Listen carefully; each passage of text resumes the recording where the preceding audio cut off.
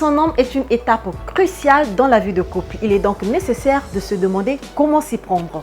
Pour cela, entraîne en compagnie de Madame Eurydice Félix Tikaya. Hello chère reine, j'espère que vous allez bien. Se prête à vous pour vous donner quelques astuces. À bientôt. Bonjour. Comment vous allez? Je vais bien et vous? Comment ça se passe à CDH? C'est comme vous voyez, nous avons changé de couleur, nous avons agrémenté, agrandi un peu l'espace. Tout cela pour le plaisir de nos reines et nous souhaitons justement se mettre à la hauteur de leurs exigences. Et donc voilà, c'est CDH, toujours à l'écoute de ces reines. Nous allons dire ici tout haut ce que les autres font et pensent tout bas. Oui. Il s'agit donc de comment attirer, les astuces qu'il faut avoir, qu'il faut mettre en pratique pour attirer son homme. Alors, les astuces pour commencer, avant que cette femme-là, qui est à la quête de la séduction, qui veut séduire en fait, avant de commencer à vouloir avoir des astuces, il faut d'abord savoir s'accepter. Cette femme-là doit d'abord accepter ce qu'elle rend, le reflet de sa personne. Elle doit accepter ce que le miroir lui rend comme reflet. Ce n'est qu'après avoir dépassé cette étape-là qu'elle peut passer à l'étape suivante qui est les astuces. Alors, la première astuce, et le b.a.-ba d'ailleurs, c'est d'abord prendre soin de soi. Pour le faire, il faut juste se laver. On a besoin de l'eau et du savon pour se laver déjà. Donc une femme, j'ai toujours dit, une femme, et c'est comme une fleur, une femme doit toujours sentir la rose à tout moment. Et pour ça, il faut veiller à ce qu'on sente cette rose-là tout au long de la journée. Et pour commencer, la première astuce, c'est de se laver. On n'a pas besoin de transformer notre salle de bain en hammam. Hein. Genre, on doit faire 45 minutes dans la douche, on doit s'exfolier la peau pendant 35 minutes. Non, même un bain, une douche de 15 minutes suffit largement pour pouvoir être fraîche, coquette, jolie et propre pour pouvoir séduire. Alors, quelles sont les habitudes qu'elle peut avoir à son réveil? Tout ne part pas du réveil en fait. Si je me permets de vous contredire, tout va de la veille. Pour être jolie le matin, même avant d'aller prendre sa douche, il faut se préparer la veille.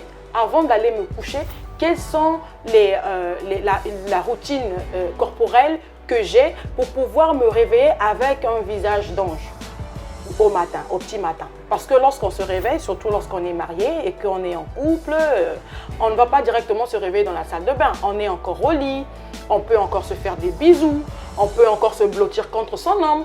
Et ça, avant de justement, tout ça fait partie de la séduction. Et ça se prépare la veille. Si la veille, toute la journée, tu as travaillé, toute la journée, tu as transpiré, après, tu vas sauter au lit sous prétexte « Ah, je suis trop fatiguée de toutes les façons, il m'aime comme ça, c'est mon mari, on s'est marié, on nous a mis l'alliance, on doit terminer, j'ai plus le droit je ne peux plus prendre plutôt soin de moi. » Qu'on va se jeter comme ça au lit, rassurez-vous que demain matin, vous aurez l'aspect d'un sac de foufou. Vous allez ressembler à rien. En ce moment-là, vous ne serez pas à même de pouvoir séduire cet homme. La seule chose qu'il aura à faire, votre monsieur, c'est de vite courir, en tout cas fuir la maison pour aller au boulot, se réfugier au boulot justement. Cette femme qui est en quête de séduire son mari, son homme, comment doit-elle paraître? Alors, cette femme en quête de séduire son mari, pour moi, elle devrait d'abord commencer par sentir bon. Vous savez, l'apparence, c'est vrai, joue aussi, mais le côté odorant joue également. Donc, on doit d'abord commencer par se sentir fraîche. Il faut qu'on sente qu'on est fraîche, que nous-mêmes, qu'on dégage une bonne odeur. Et après, en ce moment-là, on va commencer à regarder les aspects physiques. Notre aspect physique, en prenant par exemple du visage qui est tout le temps exposé, on va parler des mains, on va parler de nos pieds, on va parler de toute notre anatomie en fait. Mettre tout cela en avant pour pouvoir séduire. Alors, une femme doit paraître pour qu'elle séduise son homme.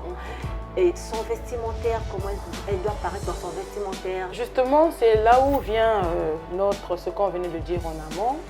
C'est que le problème ici, c'est parce qu'on ne s'accepte pas. C'est parce qu'on n'aime pas ce que le miroir nous renvoie de nous. C'est justement ça qui fait que les femmes sont bloquées. Et là, je vais essayer de dénoncer un peu un fait, surtout pour les femmes qui sont, soi-disant, tellement spirituel, tellement rempli du Saint-Esprit au point que ça sorte par les narines. J'emprunte les mots d'un certain serviteur de Dieu que j'apprécie beaucoup en passant, le pasteur Francis. Il a l'habitude de dire qu'on a tellement le Saint-Esprit que ça sort par les narines.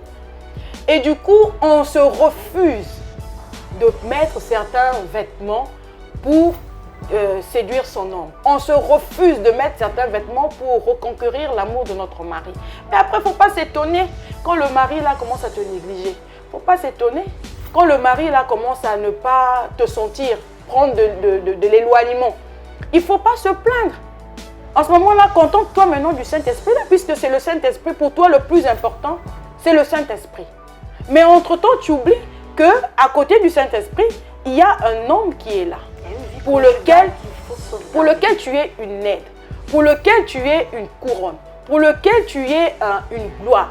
Et donc, si tu as justement, lorsqu'on a justement le Saint-Esprit, on ne doit pas faire fi qu'on est épouse, qu'on est femme, qu'on est un être humain. Et donc pour ça, il faudrait justement mettre tous les éléments en notre faveur pour pouvoir séduire l'homme avec qui on vit. Qu'on ne vous montre pas. Parce que au-delà de tout ce qu'on peut imaginer, au-delà de comment on peut être chrétien, eh ben, le mariage, pour commencer, c'est vrai que le mariage c'est Dieu, le mariage, il y a le Saint-Esprit, le mariage c'est spirituel et tout ça, mais dans le mariage, il y a la chair. Eh bien, c'est cette chair-là qu'il faut aussi justement chercher à reconquérir. Donc, notamment pour ces hommes-là, justement. Donc, lorsqu'on se refuse de mettre des sous-vêtements, certains sous-vêtements. Mais il faut préciser ici, vous demandez à ces femmes-là de mettre ces vêtements-là quand elles sont avec leur homme. On leur demande on leur demande pas d'aller se pavaner avec. De toutes les façons, les sous-vêtements ne sont pas faits pour se pavaner dans la rue. Comme on voit certaines femmes aujourd'hui qui mettent certains vêtements sans le savoir. En fait, c'est pas leur faute en fait. C'est parce qu'ils n'ont pas l'information. La femme est faite de façon que tout ce qu'on lui dit lui permet d'avoir du peps, la volonté de faire, seulement parce qu'elle a entendu quelque chose. En ce moment-là, la femme aura la volonté de faire. Mais les hommes, à la différence, c'est que eux, c'est le regard. Eux, tout va dans le regard. Et donc, si vous, madame, vous ne donnez pas de quoi nourrir le regard de votre mari, ben, ne vous étonnez pas qu'il aille regarder ailleurs. Si l'homme n'a pas satisfaction au niveau de ses yeux, à la maison, vous ne lui montrez rien. Vous êtes tout le temps en train de cacher ça dans les robes de chambre qui sont comme des... comment on appelle ces robes-là? Les kabangondo, on appelle au Cameroun. Des grosses robes des mamans là, des pagnes et tout ça. C'est pas beau à voir. Arrêtez de faire ça parce que vous allez pousser à votre mari d'aller apprécier au dehors. Maintenant, au niveau des femmes, chers hommes, pour que vous puissiez avoir ce que vous voulez, commencez par dire à votre femme qu'elle est jolie. Commencez à l'encourager, commencez à apprécier et dites-le tout haut et vous verrez que ça viendra tout seul. Évitez de toujours faire des remarques, mais parfois il faut faire des compliments. Justement, évitez de toujours... les remarques, c'est pas... En fait, c'est même pas... C'est pas mauvais de faire les remarques parce que les remarques, la plupart du temps, sont constructives. Mais les remarques ils vont toujours dans le sens négatif. Voilà. Jamais encourageant. Voilà, justement. Jamais encourageant. Donc, des remarques... Toujours, mais toi, mais ça là. Donc, aucun jour du mois ou de la semaine où on a reçu un compliment quelque part. C'est justement le propre. On a reçu un encouragement. C'est justement le propre des Congolais. Mais entre-temps, mes chéris, je vais vous donner un conseil. Si vous allez tout le temps chercher votre force, chercher de votre épanouissement dans les compliments de vos hommes, eh ben, vous allez moisir. Trouvez ça en vous. Vous avez tout en vous pour pouvoir vous épanouir. Et donc, pour revenir à la question, mettre des sous-vêtements en dentelle, des petits bikinis, des nuisettes pour vouloir séduire son homme dans la chambre, je précise, ce n'est pas un péché. Je ne pense pas que ce soit un péché. Ce qui devient un péché, c'est de faire pécher votre mari en le laissant affamé. Je venais de dire que les hommes se nourrissent avec les yeux. Si tu ne nourris pas ses yeux, il va aller manger dehors avec ses yeux. Même s'il ne goûte pas. Même s'il ne va pas pour goûter, mais entre-temps, il va se nourrir avec ses yeux. Et qui sera l'origine? Ça, on parle. Là, vous venez de parler de la chambre. Oui. Mais on ne séduit pas son homme que dans la chambre. Il y a le salon. Oui. Il y a hors du salon. Justement, il y a aussi vous savez, on n'est pas, c'est pas seulement en se mettant dans des petites tenues qu'on peut séduire. Parce que si je le dis, il y a certaines femmes qui se négligent jusqu'au point où, au retour de son mari du bureau, quand le mari arrive à la maison, on vient trouver une femme, on a l'impression que c'est pas l'épouse, on a l'impression que c'est la ménagère. Et même la ménagère. Parfois la ménagère est même plus coquette que la femme. Ces femmes-là se réfugient en disant « Ouais, j'ai pas eu le temps, j'ai trop d'enfants, le bébé pleurait, donc il fallait que je lui donne le sein. » Et même lorsqu'elle donnait le sein, le t-shirt là, le sein a coulé dessus, le lait a coulé dessus. Elle n'a pas eu le temps de changer et donc la tache est restée là. Et puis vous savez que le lait, surtout quand on allait, ça sent pas bon lorsque ça reste pendant longtemps. Et donc, je vais prendre un peu en monokutuba, tout t-shirt me comme ça dérange pas. Et parce que bon, je suis maman, je dois aller préparer à la cuisine. La sauce, on prépare la moime. Il y a la moime qui tombe dessus, le t-shirt, on n'enlève pas. Ah, parce que j'ai la lessive à les faire, donc j'ai pas eu le temps de nettoyer tout ça. Et quand le mari vient, on n'avait pas pris la douche le matin, donc on a toujours le foulard qu'on avait attaché la veille et tout, et le tissage qu'on a gardé depuis un mois, c'est toujours là sur la tête. Donc du coup, quand le mari rentre là, avant même de rentrer, c'est-à-dire que quand le boulot finit, il dit « Ah Seigneur, on me donne même une autre tâche à faire parce que la maison c'est un calvaire. » En ce moment-là, c'est très dangereux. Parce que en fait, c'est parce que les femmes, elles ne sont pas organisées. Et c'est ce qui fait... un planning. Justement. Et c'est ce qui fait qu'on retrouve des femmes, je ne sais pas comment les appeler. On n'a plus des femmes en fait. Qui travaillent à longueur de journée. De journée, sans prendre un temps pour elles. Attendez mes chéris, prenez un temps pour vous. Planifiez les choses. Prenez un temps pour vous. C'est-à-dire que lorsque la femme se prendra conscience qu'elle doit aussi vivre pour elle, en ce moment-là, elle pourra mieux rendre. Parce que si on n'a pas le temps pour soi, comment voulez-vous que vous puissiez rendre? Comment voulez-vous séduire si déjà vous n'avez pas le temps pour vous? Donc, essayez de planifier votre journée. Parlons toujours des astuces qu'une femme doit mettre en pratique pour séduire son homme. Oui. Est-ce qu'il y a des couleurs Oui, il y a des... attirer. Justement, il y a des couleurs qui peuvent attirer. Seulement, dans ces couleurs-là qui attirent, il faut prendre en ligne de compte la personne qui met. C'est-à-dire que notre teinte, je reviens sur la teinte, il faut savoir que la teinte que nous avons est donnée par la mélanine. Alors, chacune de nous a une teinte. Et nous devons connaître justement notre teinte pour pouvoir mettre en valeur ce teint que nous avons. Le rendu que va donner, l'éclat que va donner votre vêtement à votre teint, c'est ça qui va attirer. Mais si par exemple vous êtes sombre, vous avez un teint beaucoup plus foncé, ne mettez pas des couleurs encore plus foncées. Sinon, vous allez rendre votre teint plus terne. Vous n'aurez pas de l'éclat, vous n'allez pas attirer. En ce moment-là, lorsqu'on a un teint beaucoup plus foncé, il est préférable de choisir des couleurs qui sont éclatantes. Optez pour du jaune, optez pour du vert, osez du rouge, du orange, pourquoi pas. Maintenant, lorsqu'on a un teint beaucoup plus éclatant, qu'on est beaucoup plus clair, en ce moment-là, optez, ces teintes-là vont avec normalement à peu près toutes les couleurs. Mais seulement, il y a certaines couleurs qui ravivent le teint. Et c'est ça qui attire en fait. Seulement, il y a un problème, oui, que certaines reines ici qui me suivent vivent. Vous pouvez être en même de pratiquer toutes ces astuces-là. Mais je vous assure, il y a des hommes qui sont répugnants. Répugnants. Peu importe ce que vous faites pour lui, se dit, bon, ça ne l'attire pas, ça ne lui fait rien. Maintenant, quel comportement avoir face à ce genre d'homme?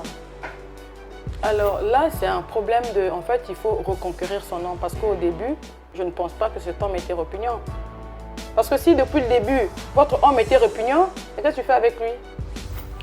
Et donc, pour ce faire, ça sera à la femme sans brusquer son homme d'inviter son mari à le faire, mais de façon intelligente, de façon sage.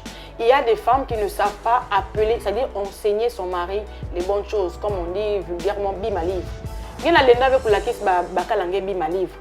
De façon sage. Tout simplement parce que tu veux montrer que non, c'est moi qui sais, c'est moi qui connais tout. En ce moment-là, vous savez que les hommes, ils sont très orgueilleux. Les hommes sont des machos. Ils n'aiment pas qu'on leur montre qu'ils ne savent pas.